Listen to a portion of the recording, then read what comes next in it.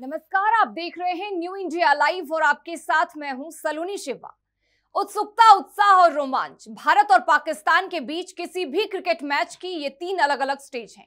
इनकी शुरुआत मैच के ऐलान से होती है और मैच के अंत तक चलती है।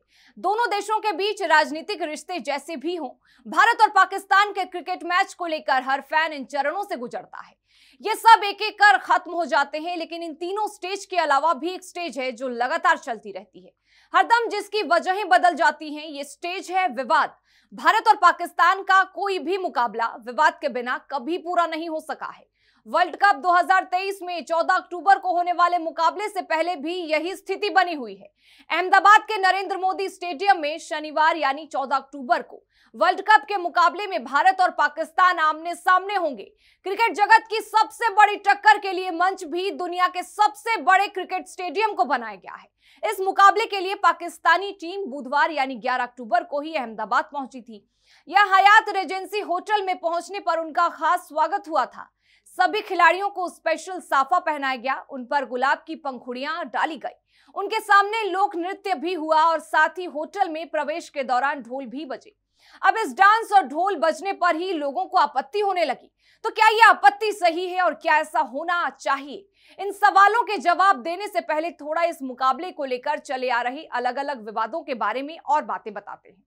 सबसे पहले तो इस मैच के होने पर ही कुछ महीनों तक सवाल बना हुआ था। भारत और पाकिस्तान के क्रिकेट बोर्ड के बीच एशिया कप के आयोजन को लेकर हुए टकराव के बाद एक वक्त इस मुकाबले पर संदेह के बादल मंडरा रहे। ये विवाद तो खत्म हो गया, लेकिन बड़ा बवाल तो उस दिन से हुआ जब पाकिस्तानी टीम वर्ल्ड कप के लिए हैदराबाद पहुंची थी और एयरपोर्ट पर जोरदार स्वागत हुआ था। देश में कई लोगों को ये सब रास नहीं आया और उनकी देशभक्ति पर सवाल उठा दिया। यहां तक कि बीसीसीआई भी निशाने पर आई। 12 दिन तक पाकिस्तानी टीम यहीं रही थी और उन्हें यहां जबरदस्त सपोर्ट भी मिला। यहां तक कि पाकिस्तान ने जब श्रीलंका के खिलाफ 345 रन का रिकॉर्ड लक्ष्य हासिल किया तो उस दौरान भी स्टेडियम में नारे लग रहे थे, जीतेगा भाई जीतेगा, पाकिस्तान जीतेगा। कुछ उत्साही फैंस ने तो पाकिस्तान का झंडा भी लहराया। अब इस पर तो आपत्ति होना लाजमी है और फिर से बवाल मचा कि क्यों नहीं ऐसे लोगों के खिलाफ कार्रवाई होती है। अब सबसे ताजा विवाद पर लौटते हैं कि क्या पाकिस्तानी टीम को अहमदाबाद के होटल में ऐसा गर्मजोशी भरा स्वागत मिलना चाहिए था? इसका सीधा जवाब है क्यों नहीं। ये जवाब इसलिए स्पष्ट है क्योंकि पाकिस्तान को वर्ल्ड कप में खेलने के लिए भारत ने ही बुलाया है। भारत की तरफ से ही पाकिस्तानी टीम और उसके सपोर्ट स्टाफ की आने की इजाजत मिली थी। पाकिस्तान ने तो एशिया कप के विवाद के दौरान ही कह दिया था कि उनके मैच भारत के बजाय किसी दूसरे देश में कराए जाए। इसके बावजूद आईसीसी और भारतीय बोर्ड ने ही उनकी मांगों को खारिज किया था। यानी खुद अगर भारत ने पाकिस्तान को न्योता दिया और अगर आपने किसी को न्योता दिया है तो भारतीय संस्कृति तो यही कहती है कि मेहमान का पूरा सम्मान किया जाना चाहिए। सिर्फ इतना ही नहीं, होटल में पाकिस्तानी टीम का ऐसा स्वागत उस होटल मैनेजमेंट का अपना खुद का फैसला था। वो बीसीसीआई या भारत सरकार से जुड़ा हुआ फैसला नहीं था और ना ही उस पर कोई एक्शन लिया जा सकता है। सिर्फ पाकिस्तानी नहीं बल्कि सभी टीमें जिन जिन शहरों में खेलने गई वहां होटल अलग अलग अंदाज में स्वागत कर रहे हैं।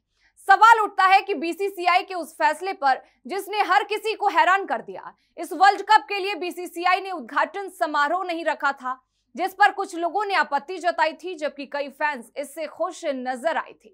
लेकिन बीसीसीआई ने भारत पाकिस्तान मैच को लेकर जो विशेष आयोजन रखे हैं वो वाकई चौंकाने वाले हैं। बीसीसीआई ने भारत पाकिस्तान मैच से पहले अहमदाबाद स्टेडियम में रंगारंग कार्यक्रम आयोजित किया।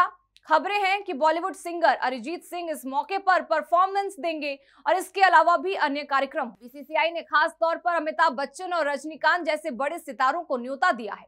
बीसीसीआई ने ही हमेशा कहा है कि सरकार की नीतियों के कारण वो पाकिस्तान के साथ बायलैटरल सीरीज नहीं खेल पाते हैं और न ही पाकिस्तान जा सकते हैं। अगर यही नीति है तो इस मुकाबले के लिए इतना तमाशा करने की क्या जरूरत है?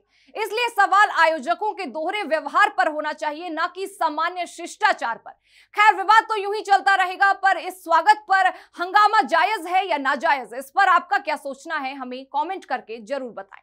इसी के साथ फिलहाल अभी के लिए दे मुझे इजाजत। देश और दुनिया से जुड़े तमाम अपडेट्स के लिए बने रहें हमारे साथ और देखते रहें न्यू इंडिया लाइव।